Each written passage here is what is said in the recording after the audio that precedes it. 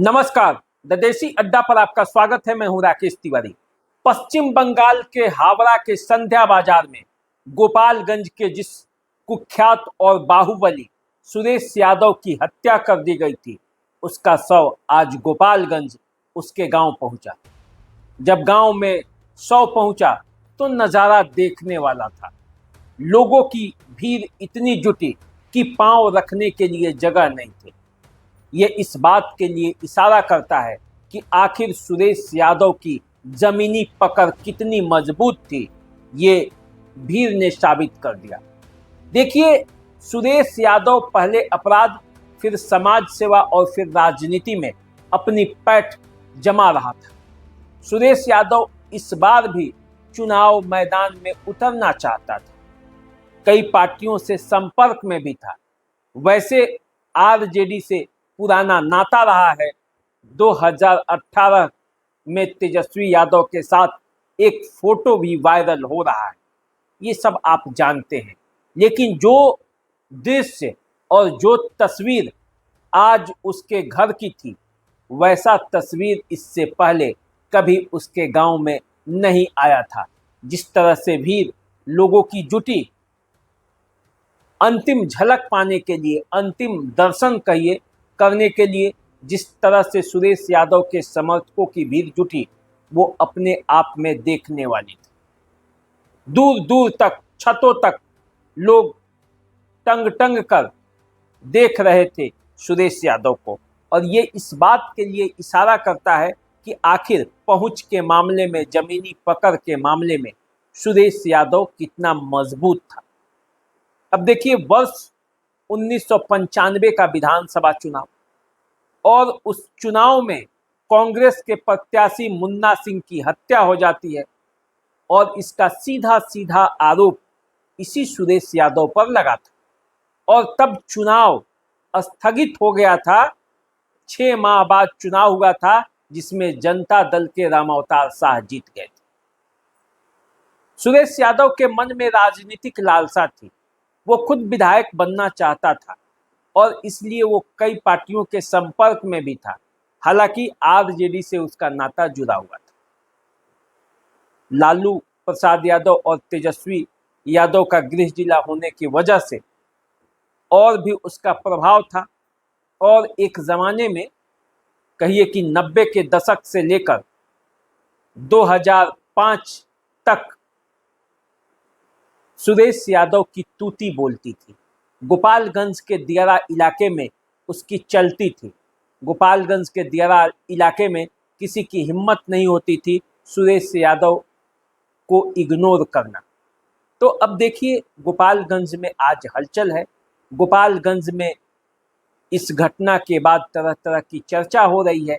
राजनीतिक कड़ियां जोड़ी जा रही हैं कि आखिर जो सुरेश यादव की हत्या हुई है, उसका असर क्या होने वाला है गोपालगंज की राजनीति पर और 2025 के विधानसभा चुनाव में।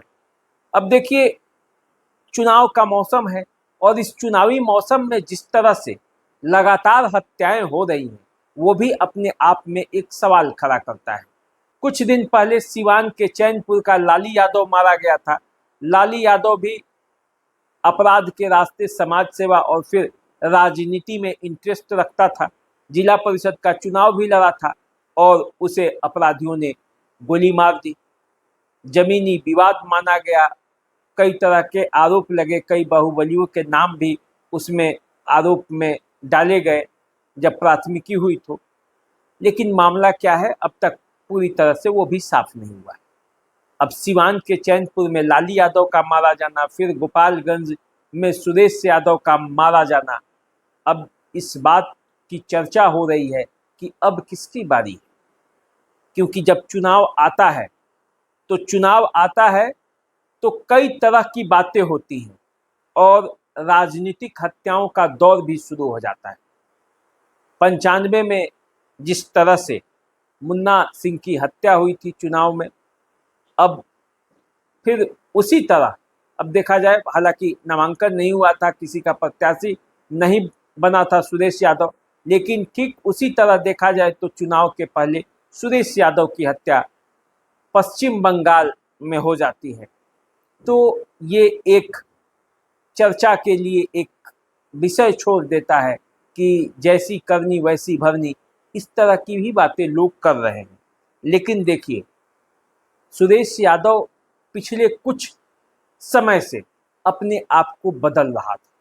अपराध की दुनिया से नाता तोड़कर समाज सेवा के क्षेत्र में वो जुटा और फिर वो धीरे धीरे राजनीति में प्रवेश कर रहा था और राजनीति में वो एंट्री लेकर अपराध की दुनिया से पीछा छुड़ाना चाहता था। लेकिन ईश्वर को जो मंजूर था वही हुआ। ईश्वर, वो कहते हैं कि सब कुछ लिखा होता है, कब किसको कहाँ जाना है, किस रूप में जाना है और क्या इंसाफ होना है, वो सब कुछ तय है। तो गोपालगंज में दो तरह की बातें हो रही।